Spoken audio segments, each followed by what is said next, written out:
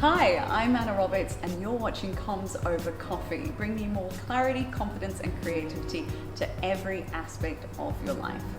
Now, fear has been a huge topic in my life. I've gone sort of from being ruled by it to trying to eliminate it completely to cleaning my system of it and taking control instead of it controlling me. That didn't come overnight, but a huge key to making this change was actually learning to understand what my gut was telling me. You know, your internal dialogue, that sense of how you feel in yourself. I'm speaking about it today because I got another DM after our last video on fear. Now you can check out that episode below. This DM was from Tarek, who wrote, "Hey Anna, I was really shocked to find out that you're an introvert like me. I know that you've mentioned before that you used to say yes to things, but deep down you want to say no, and I'm kind of feeling like I'm in that same position with an opportunity I've been given to travel with my company. I want to say no, but I don't really know why. How do I know if I'm making the right decision based on my gut instinct?" Well, awesome, great question. Getting to grips with my gut instinct has been a process over the years, and as I've grown in my business, so has the research around what your gut can tell you about your business decisions. So this is really important because, as you know, fear is normal. It needs to be moved through. It often indicates that there's an opportunity which is ideal for us, a risk, but one with a reward. Intuition, on the other hand, really steers you wrong, and it actually can signal alarms that can save you big time. You know, trying to understand what's happening with your internal dialogue is essential here because, and this is something worth sharing, our bodies have 5 senses. So you've got touch, smell, taste, sight, and hearing. But not to be overlooked are the senses of our souls. So answers can be found by asking questions. And with that, I actually came across a McKinsey global paper titled "How to Test Your Decision-Making Instincts." In it, they mapped out 4 essential questions that you can ask yourself before you say yes or no and make a rational, analytical decision. So the first question is, have you frequently experienced identical or similar situations? If you have, great. Our subconscious works on pattern recognition, so familiarity is important. If we have plenty of appropriate memories to scan, our judgment is likely to be sound.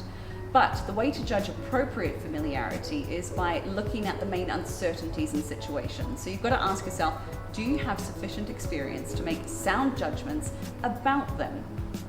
The second question is, did you get reliable feedback in past situations?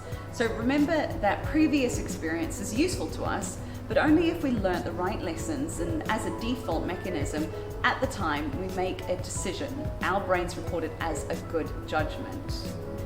Bear with me for a second. Without reliable feedback, our emotional tags can tell us that our past judgments were good, even though an objective assessment would actually record them as bad. This actually blew my mind. The third question is, are the emotions you've experienced in similar or related situations measured? By this I mean all our memories come with emotional tags. Some are more highly charged than others. If a situation brings to mind highly charged emotions, these can really unbalance our judgment.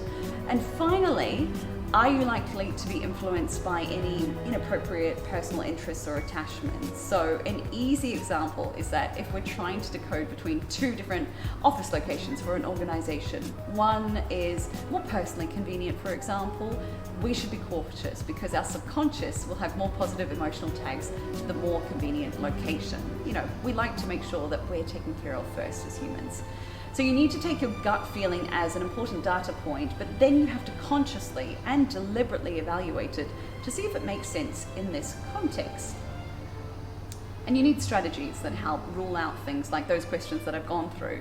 That's the opposite to saying, this is what my gut is telling me, let me gather information to confirm it.